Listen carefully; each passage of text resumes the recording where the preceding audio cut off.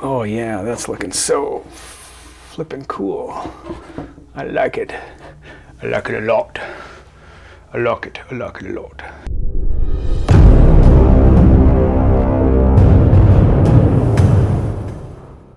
Welcome to Theme It, and we're here with my good friend Dwight, who is an amazing airbrush artist and theme artist. Been doing it for a long time. What we've done today is we kind of combined our two talents, and we're working on a airplane fuselage that I had built a while back on the CNC, and I handed it off to my friend Dwight, and he did some artwork on it. Will said he wanted a pinup, and he had previously seen a cooler I'd painted, and I'd painted bombs away on it, and I painted the cooler to look like it was an airplane fuselage.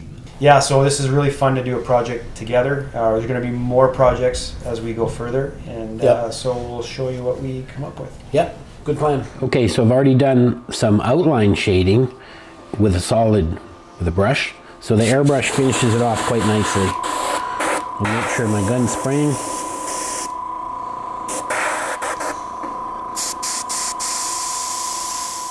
It seems quite subtle, but once it gets in there, it creates true volume, just like light and shadow, and softens it right up.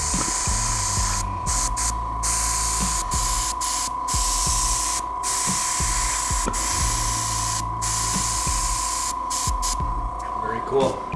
It's really nice. Very happy. Sort of like giving her a suntan in a way. See, just softened her face right up. It's too harsh with the brush, and that's fine if you want that look, but we don't. We're going for soft and vivacious.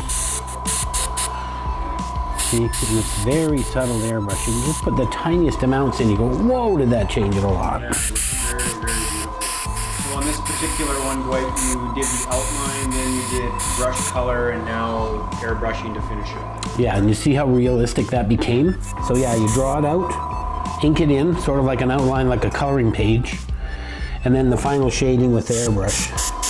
Okay, we're just gonna add some little white highlights, creating some extra volume here.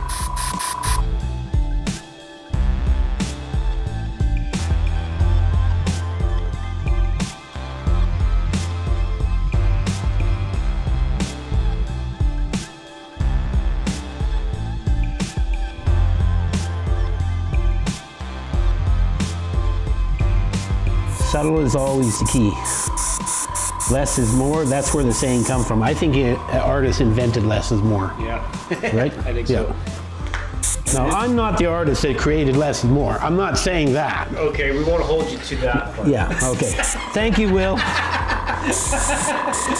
So, I don't know if there's anything more to do here. I think we just really saved the best for last for the final shading.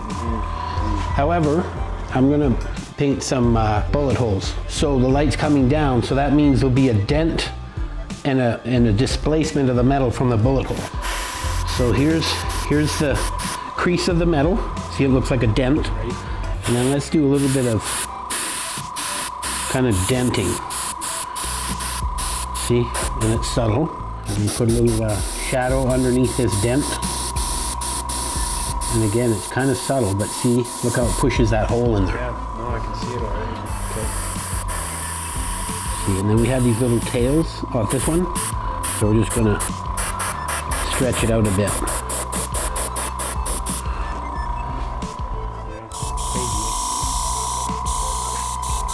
Now we've got some shading going on.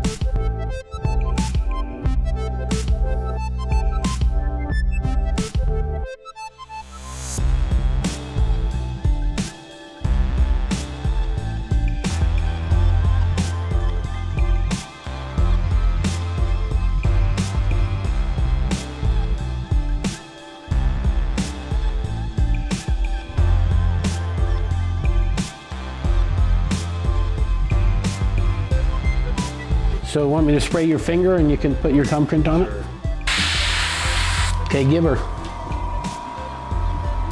Nice. There you go. You did that with a bit of efficiency like it's happened for real before. Yeah.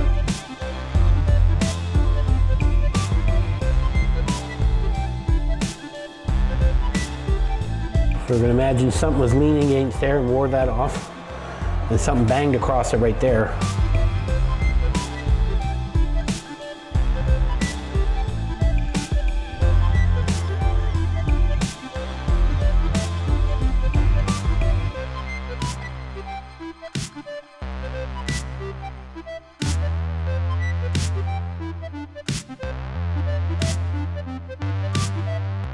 Finishing touch. Okay, so this is the airplane fuselage build that Dwight and I were working on, and this is what we got. This is what it turned out to be, and I am so jazzed about this. This is going in my house, in my living room. I can't wait to hang it up. Thank you so much, Dwight. This My looks pleasure, Will. so amazing. This is actually made out of wood, even though it looks like metal. It is built out of wood. And I used a curved core kind of wood, which allows it to bend. I'm just gonna turn it this way. You can see it bent. And what I did was I CNC'd out the shape that I wanted, and I wanted it to look like this thing just got tore off the side of a bombing plane. I've routed in these lines to make it look like the panels on the plane. I took another CNC bit and I just scored it just a little bit to make it look like it was riveted. And then I cut out a window. I put in a bezel around the window so it looks more realistic. The back has these arms that would look like the structure of the plane. And I glued it to it, and it gives it that nice, really cool curve look to it as well. Holds the shape. And then Dwight did some amazing, cool distressing and patina on the backside of it as well. Dwight, can you explain a little bit, maybe process of how you did the artwork on this? Yeah. Once you approved the drawing I sent you, then I actually just printed out a clear positive that I used a projector, and I just blew it up.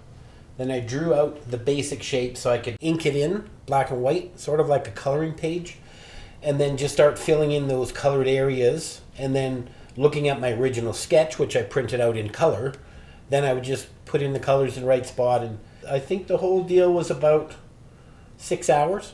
About 6 hours to draw it and paint it and stuff. That's amazing. Yeah, and to then do this in 6 hours. I can't remember. Well, I've been doing this a long time. So I started when I was 12, 48 years ago. So next year is going to be my 49th year as an artist. Wow, that's amazing. So that's where the speed comes from. You're just confident. You know where you're going. You're seeing the finish line before you're even there. Very cool. It's really, really cool. Thank you so much, Dwight. Yeah, I did enjoy it, and it's always fun being creative. I encourage any artist, just do stuff. Even if you're just drawing with a pencil, do stuff. Because you get so much pleasure out of it. Yeah, you just never know what you can create. So this is a real piece of art. So thank you. Yep. Awesome. Theme it, like and subscribe. You don't want to miss an episode. Do it now. There we go. Put that right. Nice. Nice. Thanks, Dwight. Looks good. I'm happy. Thank you.